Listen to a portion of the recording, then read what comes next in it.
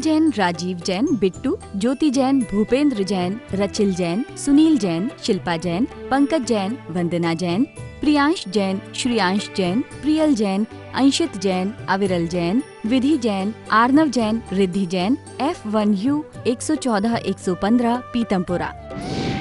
Shri Arun Jain, Shrimati Rekha Jain, DU 28 Pitampura. Shri Suresh Chand Jain, Shrimati Shanti Devi Jain, Shri Sanjay Jain, Shrimati सपना Jain, Shri Naresh Jain, Shrimati Meenu Jain, Namit Jain, Paras Jain, DU 97 Pitampura. Shri Rajesh Jain चावल वाले, श्रीमती पुष्पा जैन, श्री अनुज जैन, श्रीमती तमन्ना जैन, श्री अमन जैन, श्रीमती मेघा जैन, FD 29 पीतमपुरा। श्रीमती बिरमा देवी जैन, धर्मपत्नी स्वर्गीय Shri Lalchand Jain, Shri Sunil Jain, Shrimati Kusum Jain, Shri Saurabh Jain, Shrimati Sonal Jain, Shri Mayank Jain, Shrimati Divya Jain, master Vihaan Jain, baby Maysha Jain, DU 43 Pitampura. Shri Hemchand Jain परिवार, Shri Pradeep Jain, Shrimati Ruma Jain, Shri Rajat Jain, Shrimati Anshu Jain, master Hridyansh Jain, FU 8 Pitampura. Shri Anil Kumar Jain, Shrimati Rekha Jain, Shri Kartik Jain, Shri Kunal Jain, F1U 137 Pitampura. Shri Santosh Jain, Shri Sanjay Jain, Shrimati Kavita Jain, कुमारी श्रावी जैन, श्री रजत जैन, DU 49 पीतमपुरा। श्री प्रकाश चंद जैन, श्रीमती चंद्रकांता जैन, श्री पंकज जैन, श्रीमती नीलम जैन, श्री सुशांत जैन, श्री दिव्यांश जैन, CU 76 पीतमपुरा। जय श्री ओम नमः सिद्धेभ्यः, जय श्री महावीराय नमः, जय श्री परम्पराचार्य गुरुवे नमः, जय श्री उमा स्वामी गुरुवे नमः, जय श्री शांति सागर गुरुवे नमः, जय श्री विद्यानंद गुरुवे नमः। मोक्ष मार्गस्य नेतारं भेतारं कर्म भूभृतां ज्ञातारं विश्वतत्त्वानां वन्दे तद्गुणलब्धये। मंगलं भगवान् वीरो मंगलं गौतमो गणी, मंगलं कुंद कुंदार्यो जैन धर्मोस्तु मंगलम। महानुभाव, तत्वार सूत्र महान ग्रंथ है, परम आत्म कल्याणकारी हितोपदेशी। यह ग्रंथ जो है हमारे आचार्य कुंद कुंद के पट्ट शिष्य आचार्य उमा स्वामी द्वारा विक्रम की प्रथम शताब्दी में यह लिखा गया है। यह सूत्रात्मक इसकी शैली है, संस्कृत इसकी भाषा है और 10 अध्यायों में यह विभाजित है। 7 तत्वों का जिसमें वर्णन है। प्रथम अध्याय हो चुका था, द्वितीय अध्याय का प्रथम सूत्र चल रहा था, जीव के असाधारण भाव। हम सभी लोग 5 प्रकार के भाव पढ़ रहे थे। औपसमिक भाव, छायिक भाव, औदैक भाव, मिश्र भाव, क्षयोसमिक भाव जिसे दूसरा नाम बोलते हैं, और पारिणामिक भाव। इस प्रकार से 5 प्रकार के भावों का अपन अध्ययन कर रहे थे। आज उसी को दोबारा पढ़ेंगे, उसके बारे में हम समझेंगे।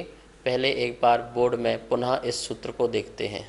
तो यह औपसमिक छायिकौ भावौ मिश्रस्य जीवस्य स्वतत्व मौदैक पारिणामिकौ च। यह सूत्र अपन लगातार 3-4 क्लासों से पढ़ रहे हैं। इसमें एक बात अपन को ध्यान रखनी है कि यहाँ पर आचार्य भगवान ने औपसमिक छायिकौ, ये जो है द्विवचन में दिया हुआ है। यह सूत्र को और छोटा बनाया जा सकता था। यहाँ पर सीधे औपसमिक छायिक मिश्र मौदैक पारिणामिकौ च ऐसा सूत्र बनाया जा सकता था। समस्त पद की एक विभक्ति लगाई जा सकती थी, लेकिन यहाँ पर विभक्ति अलग है, यहाँ पर विभक्ति अलग है और इसकी विभक्ति अलग है। तो इसका मतलब क्या है? आचार्य भगवान जब सूत्र लिखते हैं तो बहुत गुणात्मक भाषा में लिखते हैं, बहुत रहस्य भरा होता है। सूत्र तो बहुत सिंपल सा बन सकता था, औपसमिक छायिक मिश्रोदैक पारिणामिकः भावः जीव स्वतत्वम, इतना सा सूत्र बन सकता था और इस सूत्र में सब कुछ आ जाता। लेकिन आचार्य भगवान ने अलग अलग व्यवस्था रखी। पहले में दो भाव रखे, औष्मिक भाव और क्षायिक भाव। इसका मतलब क्या है? इसका मतलब ये है कि दो जो ये भाव हैं ये भव्य जीव को ही होते हैं, अभव्य जीव को नहीं होते हैं। समझ में आया ना? ये अभव्य को नहीं हो सकते हैं। ये कर्म का उपशम करना और कर्म का क्षय करना का जो परिणाम है, जो भाव है, वो जो विशुद्धता है, वो जो निर्मलता है, वो भव्य जीव में ही पाई जा सकती है, अभव्य जीव में नहीं। इसलिए यहाँ पर इन्होंने शुरू में दो बात रखी कि ये कर्म का यदि उपशम हो रहा है, मतलब मिथ्यात् कर्म का उपशम हो रहा है या मिथ्यात् कर्म का क्षय हो रहा है, तो वो भव्य जीव ही कर सकता है, अभव्य जीव नहीं कर सकता। यह बताने के लिए आचार्य भगवान ने दो भावों की जो व्याकरण में द्विवचन जो रखा हुआ है उसे अलग रखा है। यह इसका महत्ता है। मिश्रश्च, और जो ये मिश्रा में प्रथमा विभक्ति रखी हुई है, इसमें जो क्षयोपशम है और औदिक और पारणमिक और तीन औदिक और पारणमिक, इस प्रकार से ये तीनों जो हैं ये भव्य और अभव्य दोनों को हो सकते हैं। भव्य को भी हो सकते हैं और अभव्य को भी हो सकते हैं। आप बोलेंगे क्षयोपशम भाव अभव्य को कैसे हो जाएगा? तो क्षयोपशम सिर्फ मोहिनी कर्म का ही क्षयोपशम नहीं होता है, अपितु चारों घातिया कर्मों का भी क्षयोपशम होता है। इसलिए अज्ञानी हो, ज्ञानी हो, मिथ्या दृष्टि हो, सम्यक दृष्टि हो, भव्य हो, अभव्य हो, सभी को क्षयोपशम अवस्था पाई जाती है। देखिए, ज्ञानावर्णी, दर्शनावर्णी, मोहिनी और अंतराय, ये जो चार कर्म होते हैं, इन चारों कर्म में क्षयोपशम अवस्था पाई जाती है। जैसे मति ज्ञानावर्ण कर्म का क्षयोपशम, तो कुमति ज्ञानावर्ण कर्म का भी क्षयोपशम होता है। शुद्ध ज्ञानावर्ण कर्म का क्षयोपशम, तो कुश्रुत ज्ञानावर्ण कर्म का भी क्षयोपशम होता है। इसी प्रकार दर्शनावर्ण में जाएं तो चक्षु दर्शनावर्ण का क्षयोपशम, अचक्षु दर्शनावर्ण का क्षयोपशम, तो इस प्रकार से दर्शनावर्ण में घटित होता रहता है। मोहिनी कर्म में भी दर्शन मोहिनी आदि का जो है क्षयोपशम होना है, और अनंतवंदी कसाय आदि का भी क्षयोपशम होना है, तो वहाँ भी क्षयोपशम घटित हो जाता है। अंतराय कर्म में जाते हैं तो वहाँ पर ज्ञान, दर्शन और जो भोग वीर आदि जो है शक्ति है, उस शक्ति का भी क्षयोपशम।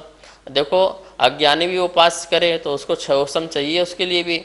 यदि वीर्यांतराय कर्म का क्षयोपशम नहीं होगा तो उपवास नहीं कर पाएगा, जानने की शक्ति भी प्रकट नहीं हो पाएगी, इसलिए उसे वीर्यांतराय कर्म का क्षयोपशम चाहिए।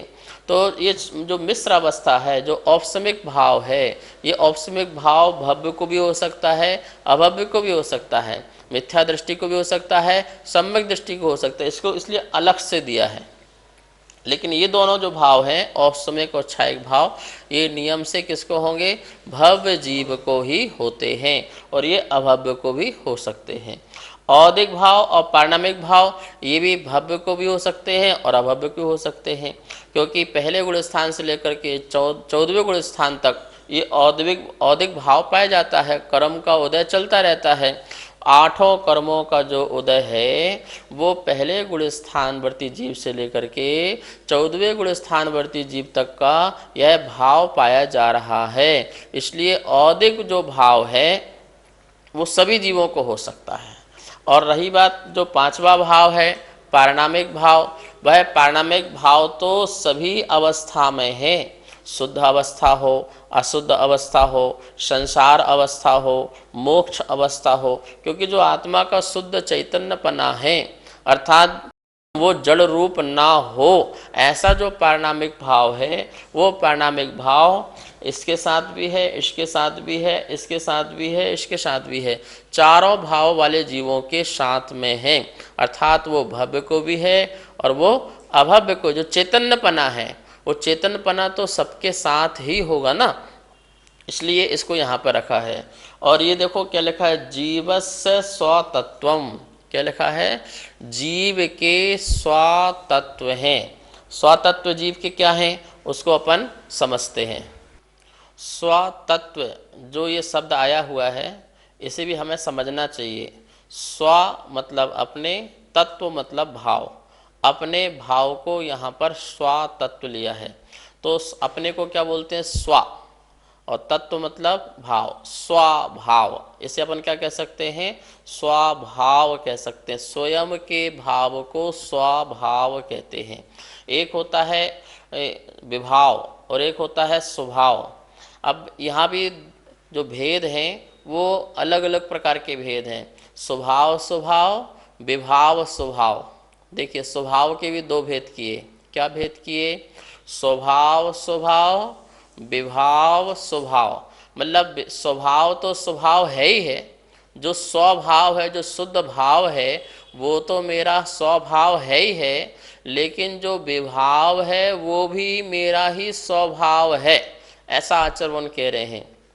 इसलिए स्वभाव और विभाव दोनों ही इस सूत्र में आ जाते हैं, ठीक है ना। जैसे औदिक भाव है, अब औदिक भाव जो है वो पूर्णतः विभाव है, वो मेरे आत्मा का स्वभाव नहीं हो सकता है, लेकिन स्व डैश भाव, स्व डैश भाव, अपने भाव, तो विभाव भी अपने भाव हैं और जो शुद्ध भाव है वो भी अपने भाव हैं। ये बात यहाँ पर समझनी थी अपन को। आचार्य भगवान कह रहे हैं जो औपसमिक भाव है, जो छायक भाव है और जो औदिक भाव है, इन सब में जो बातें हैं वो कैसे कैसे लागू करना है, यह बात पंचास्तिकाय में आचार्य कुंद कुंद स्वामी और उसकी जयसेन आचार्य कृत की जो टीका है उसमें बात आई है कि जो औपसमिक भाव है और ये जो छायक भाव है, ये जो है ये इससे संवर होता है, इससे निर्जरा होती है और ये धर्म का स्थान है। औदिक जो भाव है वो मिश्र भाव, और जो मिश्र भाव है वो भी धर्म का नेता है। तीन भावों को, औसमिक भावों को, छायिक भावों को, छायोसमिक भावों को धर्म का नेता कहा, ठीक है। और जो औदिक भाव है उसे बंध का नेता कहा कि वो कर्म बंध का कारण वाला है, तो बंध का नेता है। और जो पारिणामिक भाव है वो बंध और मोक्ष इन दोनों से परे है, तो मोक्ष मार्ग का जो नेता है वो तीन है। और औदिक भाव है जो बंध का नेता है, वो कर्म बंध का कारण करता है। लेकिन जो पारिणामिक भाव है वो ना मोक्ष मार्ग का नेता और ना बंध का नेता, क्योंकि वो बिल्कुल सामान्य है, वो शुद्ध चेतन की बात करने वाला है। तो इस प्रकार से यहाँ पर ये स्वतत्व की बात अपन को समझनी थी कि जीवस्य स्वतत्वम, जीव के यह स्वतत्व हैं, अर्थात अपने ही भाव हैं, चाहे विकार रूप हों और चाहे अविकार रूप हों, दोनों प्रकार के भाव जीव के हैं। पर हाँ इतना जरूर है कि जो विकार वाले जो भाव हैं वो हमें ग्रहण करने योग्य नहीं हैं और जो अविकार भाव है वो हमारे लिए ग्रहण करने योग्य हैं। नमोस्तु आचार्य श्री। धर्म का प्रारंभ और धर्म की पूर्णता कौन से भाव से होती है? 5 भावों में धर्म का जो प्रारंभ है वो औपसमिक भाव से होता है और धर्म की जो पूर्णता होती है वह छायक भाव से होती है। तो ये 2 भाव जो हैं बहुत ही इम्पोर्टेंट हैं और इसे हमें समझना चाहिए। औपसमिक भाव का मतलब है जब कोई जीव भद्र मिथ्या दृष्टि होता है, कसायों की मंदता होती है, तो उस समय उसे किसी वीतराग भगवान के दर्शन से, जिन बिंब के दर्शन करने से, गुरुओं के दर्शन करने से अथवा भगवान की दिव्य ध्वनि सुनने से, गुरुओं का उपदेश सुनने से उसे सम्यक दर्शन की प्राप्ति होती है, भेद ज्ञान होता है, भेद विज्ञान को के प्रति अग्रसर होता है, तो उससे उसके मिथ्यात्व के टुकड़े हो जाते हैं। उसको लगता अहो मैं कहाँ भटक रहा था, अरे अब समझ में आया ऐसे परमात्मा होते हैं, ऐसे भगवान होते हैं, अभी तो मैं शरीर को ही आत्मा मान रहा था, शरीर के लिए सब कुछ सोचता था।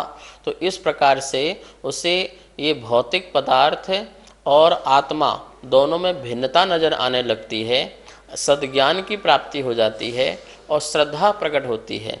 उस श्रद्धा के बलभूत से उसका जो मिथ्यात्व है वो उपरिम भाव में या अंतरिम भाव में आगे पीछे अंतर मुहूर्त के लिए हो जाता है। और अंतर मुहूर्त के लिए जब उसका जो मिथ्यात्व है आगे पीछे हो जाता है और जो अनंतावंदी जो कसाय है वह कसाय भी उसकी क्या हो जाती है, उदय को प्राप्त नहीं होती है, तो उस समय उसको औपसमिक सम्यक दर्शन प्रकट होता है। उस जीव का प्रथम सबसे प्रथम उसका धर्म प्रारंभ होता है। महानुभाव, मंदिर जाना ही धर्म नहीं है, पूजा पाठ करना ही धर्म नहीं है, लेकिन सम्यक दर्शन का प्रकट होना ही प्रथम धर्म है। और वह प्रथम धर्म जो है औपसमिक भाव से प्रकट होता है। और धर्म की पूर्णतः, क्योंकि वो जो धर्म प्रकट हुआ है कब तक रहेगा? सिर्फ अंतर मुहूर्त तक रहेगा, लेकिन वो धर्म परमानेंट रहे, अनंत काल तक वो धर्म मेरा बना रहे, वह कभी भी मेरा मिथ्यात्व भाव प्रकट ना हो, ऐसी जो श्रद्धा जो मुझ में प्रकट हुई है वो कभी समाप्त ना हो। तो वह कौन से भाव से? वो छायक भाव से हम वो भाव को टिकाए रहें और इतनी विशुद्धि बढ़े कि वह विशुद्धि से क्या हो जाए, हमारा वो कर्म जो है मिथ्यात्व का नष्ट हो जाए। महानुभाव, छायक भाव जो है वो विशेष भव्य जीवों के चरण सानिध्य में प्रकट होता है। इस बात का ध्यान रखना। केवली हो, श्रुत केवली हो, तीर्थंकर हो, रिद्धिधारी मुनिराज हो, इनके चरणों में जाने पर हमें छायक भाव प्रकट हो जाता है, क्योंकि जो हमने श्रद्धान किया था उस श्रद्धान का हमको प्रमाण मिल जाता है। और उस प्रमाण से हमारी इतनी विशुद्धि बढ़ती है कि मिथ्यात्व के टुकड़े टुकड़े हो जाते हैं। दर्शन मोहिनी जो है वो क्षय को प्राप्त हो जाता है और वो श्रद्धा हमारी अगाढ़ हो जाती है। तीन लोक के जीव भी आकर के हमको भगवान के मार्ग से, गुरु के मार्ग से या आत्मा के मार्ग से हटाने की कोशिश करें, तब भी वो हटता नहीं है। इतनी दृढ़ उसकी श्रद्धा हो जाती है। कैसे हो जाती है? तो दृष्टांत आता है कि श्रद्धा तीन प्रकार की होती है।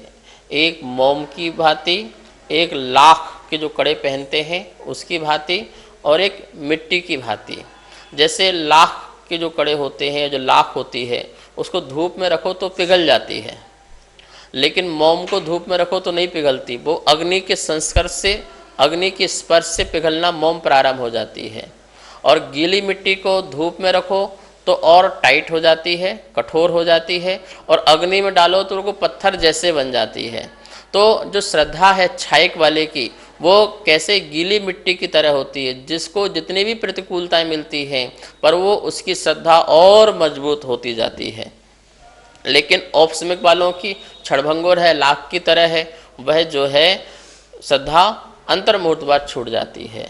और जो क्षोपसम वाले की है वो मोम की तरह है, वो छोटे मोटे बातों में तो उसकी श्रद्धा टूटती नहीं है, लेकिन तीव्र कर्म का उदय आ जाए, अनंतमुंदी कसाय में किसी तीव्र का उदय आ जाए, मिथ्यात्व का उदय आ जाए, तो वह जो है उसकी श्रद्धा भी समाप्त हो जाती है। लेकिन छायक वाले की जो है वो पूर्ण हो चुकी है, अब उसकी कभी भी अनंत काल तक टूटेगी श्रद्धा नहीं, छूटेगी श्रद्धा नहीं। इस प्रकार से आपके प्रश्न का यही आंसर है कि प्रारंभ औपसमिक भाव से होता है और पूर्णता धर्म की जो है वह छायक भाव से होती है। नमोस्तु आचार्य श्री। पांचों भावों को आप हमें उदाहरण देके समझाइए। 5 प्रकार के भाव। सबसे पहले तो हमें भाव याद रहना चाहिए। ये सूत्र बहुत इम्पॉर्टेंट है, इसलिए आपको अनेक प्रकार से समझाने का प्रयास कर रहे हैं। आप 5 भाव कम से कम पहले याद रखिए। औपसमिक भाव, ठीक है ना, दूसरा छायक भाव, तीसरा छायोपसमिक भाव, चौथा औदयिक भाव और 5वां पारिणामिक भाव। अब इसे दृष्टांत के माध्यम से अपन समझते हैं। जैसे किसी व्यक्ति का कोई शत्रु है और ठीक है, वो किसी कारण बस बेहोश हो गया, तो वो कुछ टाइम पीरियड के लिए बेहोश हो गया। अब उसको कोई हिलाओगे डुलाओगे तो वो उठेगा नहीं, क्योंकि वो क्या है, बेहोशी की अभी हालत में है। तो वो जो कुछ टाइम पीरियड के लिए वो बेहोश हुआ है, हम उसे कहेंगे औपसमिक भाव। कुछ समय के लिए हमारा जो कर्म है वो दब गया है, हमारा क्रोध मान माया लोभ है वो दब गया है, और हमारे अंदर निर्मल परिणाम प्रकट हो गए हैं, विशुद्धि प्रकट हो गई है। अच्छा, किसी का कोई शत्रु हो और कोई शत्रु बेहोश हो जाए तो उसे डर लगेगा क्या? उसे वो भयभीत उससे होगा क्या? नहीं होगा। उसे इंजेक्शन दे दिया है, बेहोश हो गया है, या किसी कारण बस मूर्छित हो गया है, तो ऐसे मूर्छित व्यक्ति से कोई डरता नहीं है। कितना भी बड़ा वो शत्रु हो, पहलवान हो और बड़ा आदमी हो, तब भी उससे कोई डरता नहीं है, क्योंकि वो बेहोश हालत में पड़ा, मेरा क्या बिगाड़ेगा। ऐसे ही जो मिथ्यात्व कर्म है और अनंतामंदी क्रोधमान माया लोभ कसाए हैं, वो मूर्छित हो गए हैं, कुछ समय अंतर मुहूर्त के लिए मूर्छित हो गए हैं। अब वो उदय में नहीं आएंगे तो मेरी जो विशुद्धता है, मेरा जो श्रद्धा है, वो नष्ट नहीं होगा। तो उसको अपन कहेंगे उपसम भाव। ठीक है ना, क्या कहेंगे उसको? उपसम भाव, औपसमिक भाव। दूसरा है छायिक भाव। छायिक भाव में क्या है? शत्रु बेहोश नहीं है, शत्रु मर ही गया है, उसकी आयु कर्म का क्षय हो गया है, आयु कर्म की स्थिति समाप्त हो चुकी है, अब शत्रु मर चुका है। यदि आपको पता चल जाए कि आपका शत्रु दुनिया से जा चुका है, तो बोलो आपके क्या भाव होंगे? ओ हो आहा, अब मेरा कोई बिगाड़ने वाला नहीं है। ऐसे ही मेरा मिथ्यात्व कर्म का जो शत्रु है वो पूरा नष्ट हो गया है, मेरा क्रोध मान माया लोभ पूरा नष्ट हो गया है, अनंतानंदी वाला। तो अब मुझे कोई भी अपनी आत्मा की श्रद्धा से, परमात्मा की श्रद्धा से कोई भी विचलित मुझे कर नहीं सकता है। कब तक? अरे अब शत्रु पैदा ही नहीं होगा, चला गया वो तो, जिसको जाना था, ऐसे वो कर्म था वो चला गया, अब आएगा नहीं। ऐसी जो श्रद्धा प्रकट हुई है उससे अपन कहेंगे छायिक भाव वाली श्रद्धा। ठीक है ना। तो इस प्रकार से औपसमिक भाव हो गया, और दूसरा कौन सा हो गया? छायिक भाव। तीसरा भाव है क्षयोपसम वाला। उसमें क्या है? बात है कि शत्रु जो है वो बेहोश भी नहीं है, शत्रु मरा भी नहीं है, शत्रु सोया हुआ है। क्या हुआ है? सोया हुआ शत्रु भी बड़ा खतरनाक है, पर जितने देर के लिए सोया हुआ है उतनी देर तक तो तुमको राहत है ही है, लेकिन थोड़ा भी हिलाओगे डुलाओगे, थोड़ा भी शोरगुल करोगे तो क्या हो जाएगा? वो जाग जाएगा। ऐसे ही मेरा मिथ्यात्व कर्म जो है और अनंतमंदी क्रोधमान माया लोभ और सम्यक मिथ्यात्व प्रगति, ये सोई हुई है। थोड़ा भी डिस्टर्ब करोगे ना, थोड़ी भी यहाँ वहाँ की बातों में फंस गए और अपनी आत्मा की श्रद्धा से, तत्व की श्रद्धा से आए नीचे, और आपका सम्यक छूट जाएगा और मिथ्यात्व प्रकट हो जाएगा। तो वो सोया हुआ जो शत्रु है, जिसे थोड़ा भी आवाज़ मिलेगी, थोड़े भी हिलाएंगे डुलाएंगे, वो शीघ्रता से उठ जाएगा। ऐसे ही आप थोड़ी भी असावधानी हुए, किसी व्यक्ति ने आपको किसी देवशास्त्र गुरु के बारे में कुछ बोला और आपने हाँ में हाँ मिला दिया, हाँ वो तो ऐसे हैं, वो ऐसे हैं, इस प्रकार से हाँ में हाँ मिला दिया, तो आपका वो सोया हुआ जो मिथ्यात्व है वो पुनः जागृत हो जाएगा, आपकी श्रद्धा नष्ट हो जाएगी और वहीं से आपका धर्म क्या है? समाप्त हो जाएगा। तो इसलिए ऐसे सोए हुए शत्रु जब तक हैं तब तक अपना सम्यक का आनंद लो, और ऐसा करो कि वो उठे ही ना। इसलिए छायिक भाव में चले जाओ। किस में चले जाओ? क्षयोपसम से छायिक भाव में चले जाओ, तो शत्रु ही चला गया, अब कोई हमें चिंता की बात ही नहीं है। तो इस प्रकार से क्षयोपसम वाले में क्या हो गया? शत्रु सोया हुआ है। बात समझ में आ गई ना। औपसमिक वाले में बेहोश था शत्रु, छायिक वाले में शत्रु ही चला गया, आयु समाप्त हो गई, और क्षयोपसम वाले में सोया हुआ है। फिर है चौथा औदयिक भाव। औदयिक भाव में कैसा है? शत्रु जागृत है, आपके सामने ही खड़ा हुआ है। अब बोलो क्या करोगे? डरे रहोगे, भयभीत रहोगे, कांपते रहोगे, कब मुझे मार दे, कब मेरा नुकसान पहुंचा दे, कब मेरा बुरा कर दे, ऐसा आपका भाव चलता ही रहेगा। कांपते रहोगे, कब कपाते रहोगे, और तनाव बना रहेगा, टेंशन बना रहेगा, व्यक्ति डिप्रेशन में रहेगा। ऐसे ही कर्म का उदय चलता रहेगा, मिथ्यात्व आदि कर्म का उदय चलता रहेगा, तो वो दुखी ही रहेगा, वो सुखी नहीं रह सकता। सब साधन पुण्य से मिल भी जाए तब भी वो दुखी ही रहेगा। क्यों दुखी रहेगा?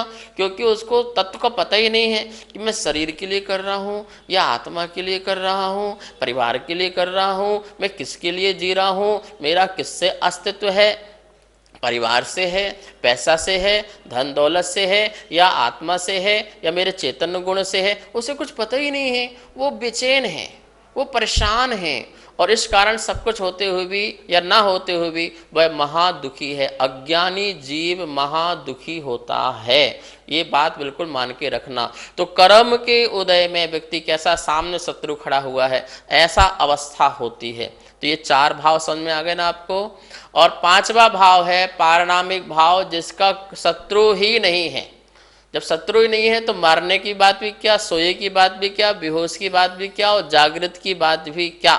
ऐसा जो परम पारिणामिक भाव है जिसका कोई शत्रु ही नहीं है, वो 5वां भाव परम पारिणामिक भाव है। वो हमारे पास परमानेंट है पर हमारी दृष्टि उस पर नहीं है, हमारी उस पर नज़र नहीं है। जिस दिन उस पर नज़र जाएगी हमारे पास कोई शत्रु नहीं होंगे, कोई कर्म नहीं होंगे। और उस पारिणामिक भाव में स्थिर हो जाने पर, उस पर निश्चल हो जाने पर, उस पर हम ध्यानस्थ हो जाएं और उस पर अपनी दिव्य दृष्टि और द्रव्य दृष्टि रख लेंगे तो नियम से हमारे कर्म तो क्षय हो जाएंगे और हमें परमात्मापन की उपलब्धि भी हो जाएगी। हमारी आत्मा परमात्मा बन जाएगी, हमें कोई सिद्ध बनने से रोक नहीं पाएगा।